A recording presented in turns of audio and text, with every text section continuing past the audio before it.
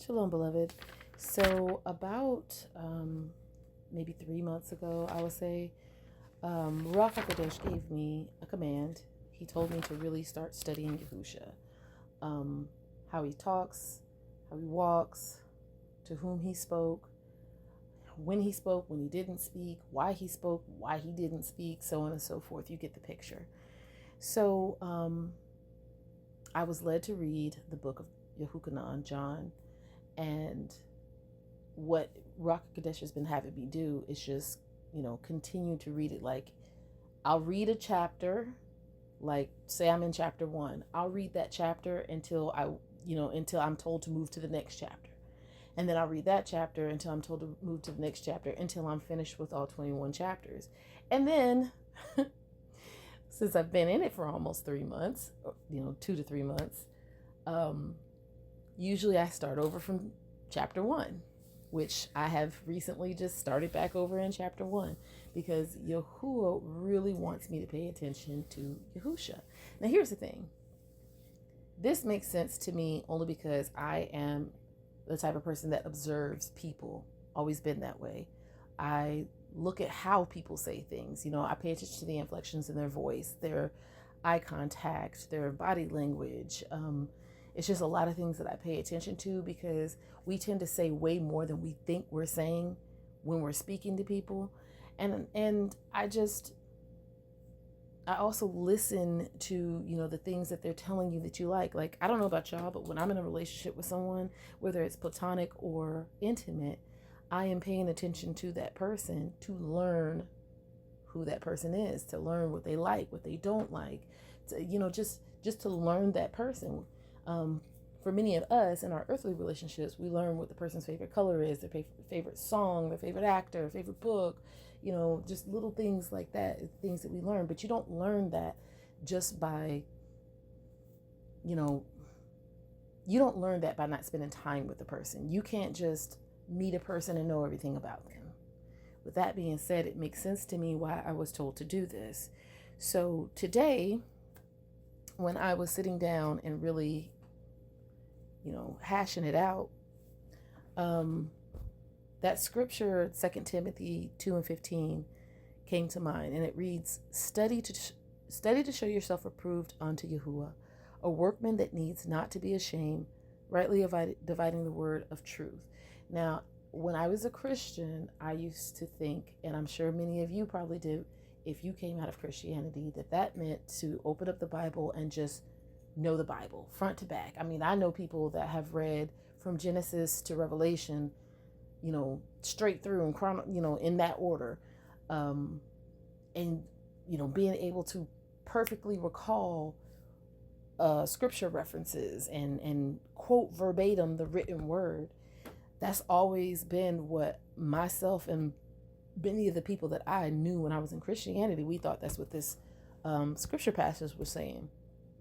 But today, Ruach HaKodesh told me to look up in the Paleo Hebrew what the function of the word study is. Now, I am going to give you the abstract definition, but I also want you to hear the Saquon Abrayath function of it. Now, you guys, I learned Paleo Hebrew from one of the ladies in the assembly that I'm a part of.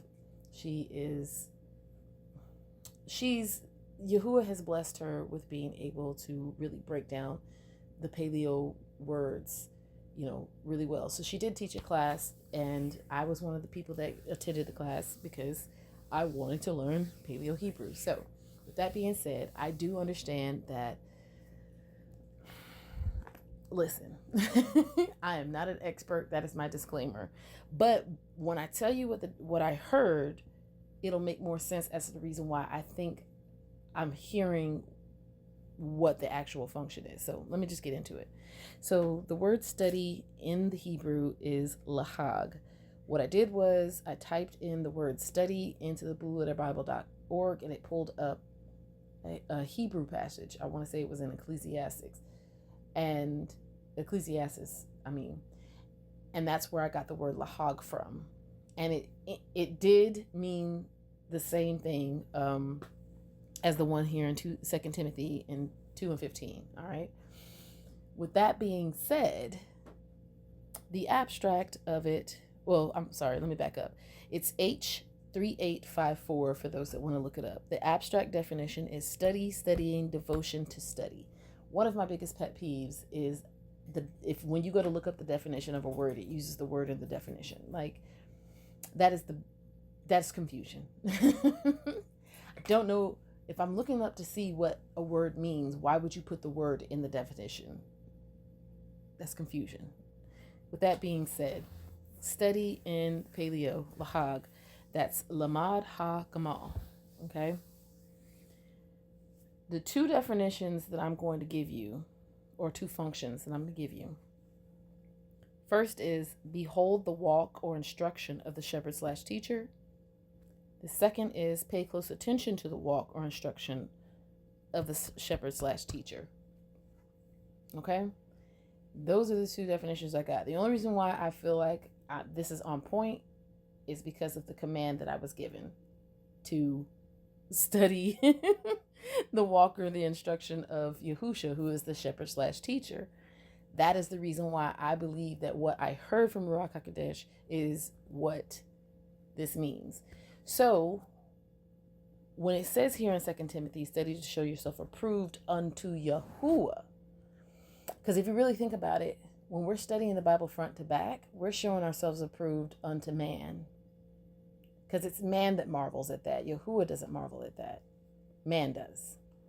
So study to show yourself approved unto Yahuwah, a workman that needs not to be ashamed, rightly dividing the word of truth. Now here's the thing. Who is the word of truth? Yahusha. He's talking about rightly being able to testify of Yahusha. And with that being said, yes, Yahusha is the word of Yahuwah. Yes, we should be studying our Bibles and understanding what Yahuwah is saying in his written word. However, there's no point of studying the written word if you're not in relationship with the living word, who is Yahusha HaMashyach. All right? Remember, away from me, I never knew you. So with that being said, I will leave you with Luke 10:38-42. Now it came to pass as they went that he, that's Yahusha, entered into a certain village, and a certain woman named Martha received him into her house. And she had a sister called Maryam, which also sat at Yahusha's feet and heard his word. I could stop right there. Maryam sat at Yahusha's feet and heard his word. She beheld the walk and the instruction of the shepherd/teacher. She paid close attention to the walk and the instruction of the shepherd/teacher. But I'm going to continue. But Martha was cumbered about much serving and came to him and said, Master, do you not care that my sister has left me to serve alone? Bid her therefore that she help me. Now look at the heart posture of Martha. First and foremost, who are you telling what to do? Yahusha is the master, and she even said, Master, do you not care that my sister has left me to serve alone? Master, she called him master, but then took on the role of the master. That is not the type of wife we are supposed to be. We don't tell Yahusha to do anything. Yahusha told us, whatever we shall ask in his name, Yahuwah will do it for us. Correct? We never tell Yahuwah to do anything, first and foremost. But I also want you to see how gently Yahusha corrected her. And Yahusha answered and said unto her, Martha, Martha, you are careful and troubled about many things, but one thing is needful. One thing is needful. Now she's serving, and Yahusha said one thing is needful. And Maryam has chosen that good part. So the thing that's needful, Maryam has chosen. What is Maryam doing? Sitting at Yahusha's feet and hearing his word. Correct? Which shall not be taken away from her. Which shall not be taken away from her. Yahusha is telling us the type of woman that he is interested in marrying. Pay attention to me. Learn who I am. Learn the things that I like, what I don't like. Because he said, if you love me, you should keep my commands. So what was Maryam doing? Hearing his word. She was hearing what those commands were. She was receiving instruction from him. That's what a good wife does. And we are the bride of Yahusha HaMashyach. Yasharal is the bride of Yahusha HaMashyach. So, in order for us to become a bride without spot or blemish, we are to pay close attention to the instruction and the walk of our shepherd/teacher. All right? Before I go, I just want to say this revelation or this command has really opened my eyes and made it so much easier to do what Yahuwah is commanding us to do. Because when you think about it like this, Yahusha being our bridegroom, right? A righteous husband is going to protect and provide for his wife. He is not going to bring harm, hurt, or danger to his wife. So you can rest in Yahusha because you know he's going to be that loving, doting bridegroom to his bride, you know? So I think of that, I think of the script that says, perfect love casts out all fear. There's no fear in Yahusha as far as dreadful fear. There's reverence, that type of fear, but there's no fear in Yahusha because he perfectly loves us. And so we can confidently walk with him knowing that he has already upheld his end of the bargain and is patiently waiting for us to get some act right in our system so that we can uphold ours. And then when you look at Yahuwah, I have an earthly father that all of his youngest child, my youngest brother, is 34.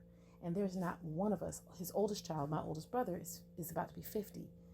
From 50 to 34, there's not one of us that if we needed something, my earthly father wouldn't find a way to help us financially or whatever.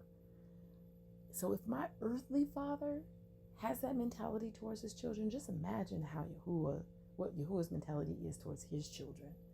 You know what I'm saying? So when we see things like we're supposed to love our enemies and love our neighbors and, you know, the way we love ourselves and things like that, and that vengeance is Yahuwah's, it makes it easier, at least in my mind, it makes us easier to trust him at his word when he tells us to do these things. When we really understand that he is our father, Yahusha is our bridegroom. We are the ones that Yahuwah has called from the foundations of the earth that will become the bride of HaMashyach, are betrothed and about to be married to their bridegroom. Yeah, that's a beautiful thing. And when you look at it from that perspective, at least when I look at it from that perspective, it makes following and obeying him so much easier. It's a weight that has been lifted off my shoulders. All right. Just wanted to add that in there. All right, you guys. Much ahaba and shalom.